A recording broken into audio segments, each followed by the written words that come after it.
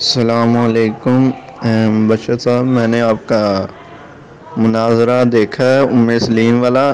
تو میں نے آپ سے سوال کرنا ہے کہ اس میں جو حدیث شریف پیش کی گئی ہے وہ سلیم والی کے جمعے حضور نبی کریم صلی اللہ علیہ وآلہ وسلم کے.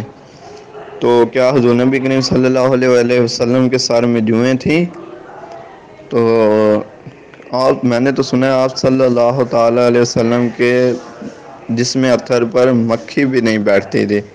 تو کیا آپ صلی اللہ علیہ وسلم کے سر میں جوئیں تھی؟ اور یہ کس حدیث میں ہے؟ اور مجھے یہ بتانے کیا وہ حدیث صحیح ہے؟ جی مجھے جواب ارشاد فرما دیں. السلام علیکم ورحمۃ اللہ. جی آپ حضرت حرام رضی اللہ عنہا والی جو حدیث ہے اس کی غالباً بات کر رہے ہیں، جو کہ مناظرہ ہوا تھا مردئی کے ساتھ. تو جو حضرت حرام تھی یہ آپ کی خالہ لگتی تھی، رضائی خالہ.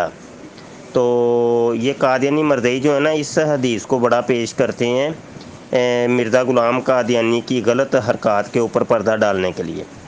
گزارا یہ ہے کہ وہ جمعے نکال رہی تھیں، تو جمعے نکالنا یہ جو ہے نا ایک کسی معاشرے کے اندر ایسے ہوتا ہے کہ عورتیں جو ہوتی ہیں وہ بچوں کو لے کے بیٹھ جاتی ہیں.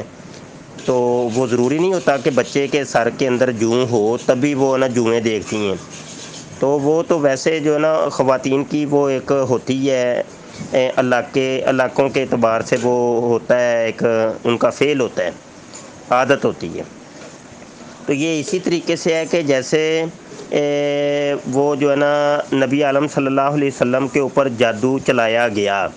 اب ضروری تو نہیں کہ جادو چل گیا، ان لوگوں نے تو جادو چلانے کی بڑی کوشش کی لیکن جادو نہیں چلا، کیونکہ قرآن شریف میں واضح طور پہ آتا ہے کہ نبی جو ہوتے ہیں وہ مسحور نہیں ہوتے، اور جو نبی کو مسحور مانے وہ تو جو ہے نا بہت بڑا ظالم ہے.